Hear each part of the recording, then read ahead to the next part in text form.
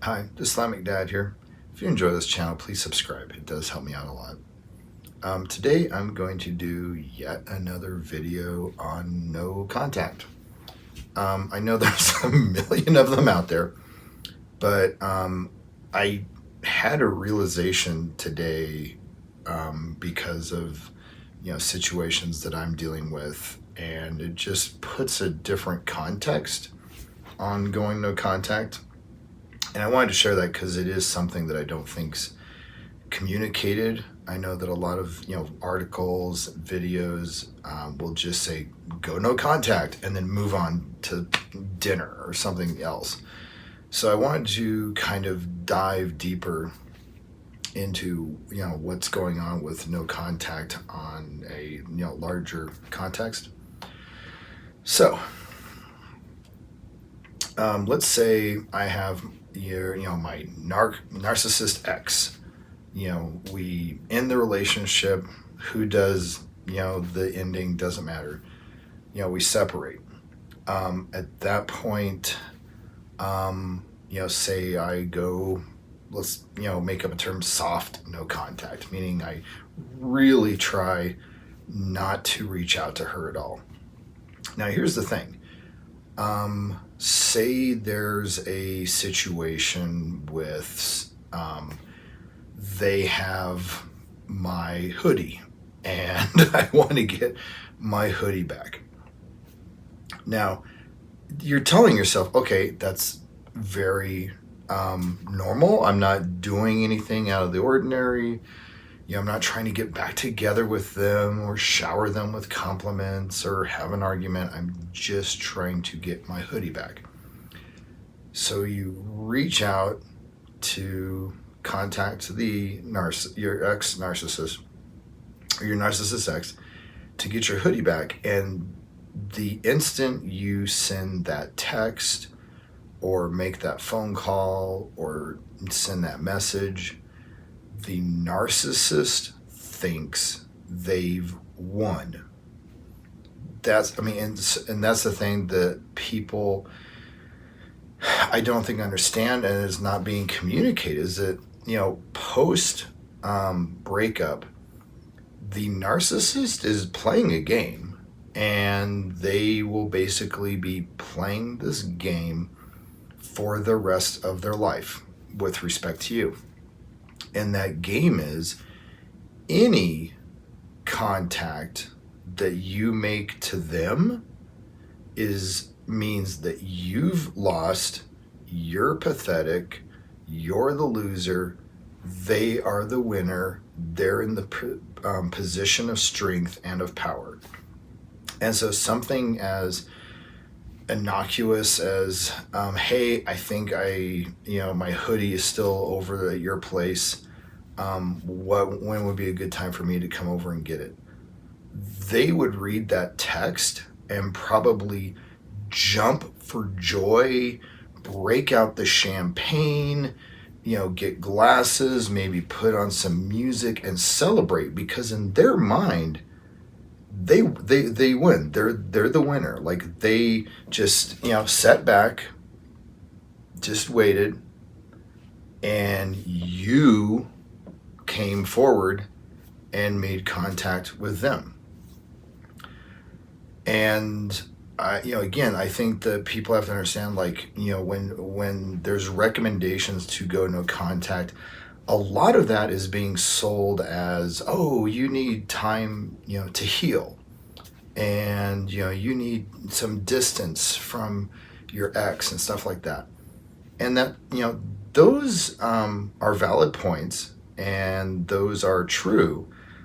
But this context never gets mentioned, where the narcissist views no contact as this bizarre game.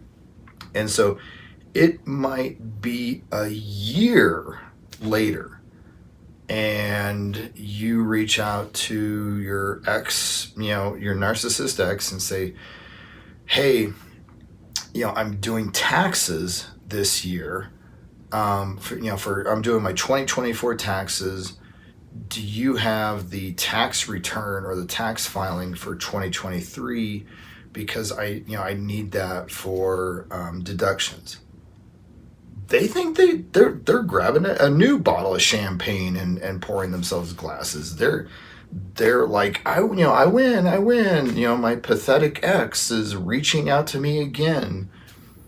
And yeah, it's just this bizarre game to them. And so, I just want to be clear that, like, when you are, say, have gone no contact, obviously you don't want to have a moment of weakness and text them and be like, I miss you. It's like, no, no. You know at that point you've lost. But if you say like, I just, I've been thinking about us and how are you doing and stuff like that. Again, at that point, she's probably, dancing around the house, drunk on champagne because she's just been celebrating so much, because in her mind, you are so pathetic. You are the biggest loser imaginable to them. And so, and that's if you break down. But here's the thing. Say you are strong. Say you're like, no, I'm healing. I'm doing this for me. I'm doing what's right. I don't care about my narcissistic ex.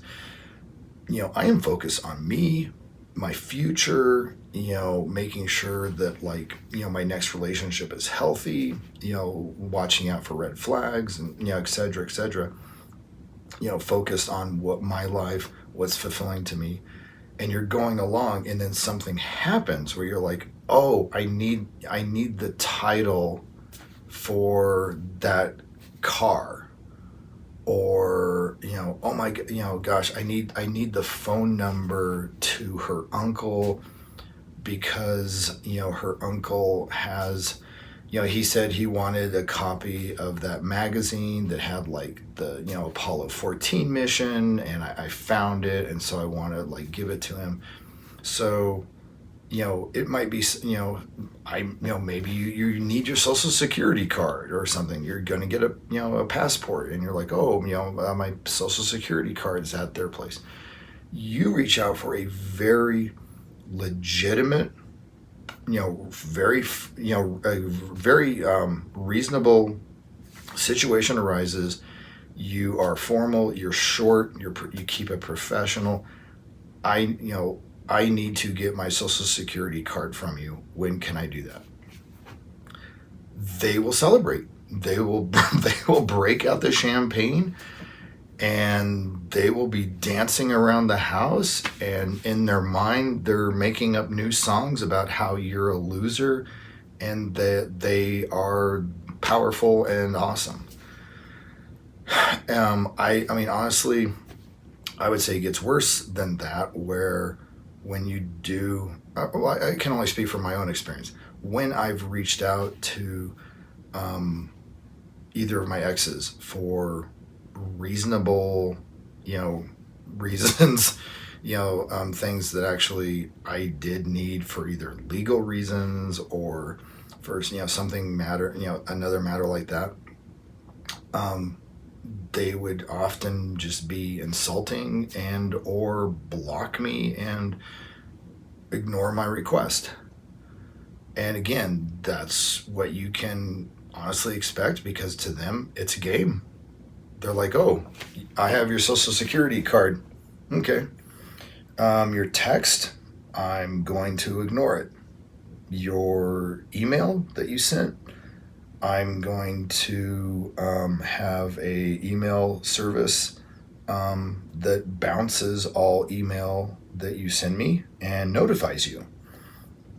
The same thing. You call, I have your phone number blocked. They will make it nearly impossible for you just to do something reasonable, like get your social security card or get a title to a car or something like that. Because in their mind, they're the winner, they are awesome, they are all powerful, you're a loser, you're pathetic, and the very fact that you've reached out to them whether it's out of personal reasons, professional reasons, legal reasons, they don't care. They do not care. In their mind, the simple fact is you're reaching out to them, therefore you're a loser, you're pathetic, and they're going to treat you as such.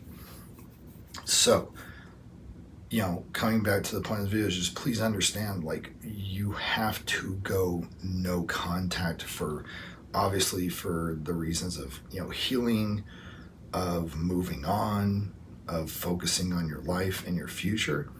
But also you have to do that for your own, for yourself, because you can't let the narcissist think that you're a loser or that you're pathetic or play games with you like that. I mean, you need to just basically go as much, no contact as possible. And if you do need your social security card or something like that, honestly, I would look to someone else, as an intermediary, maybe someone who is neutral to the two of you, or if need be, and I'm being completely serious, through lawyers.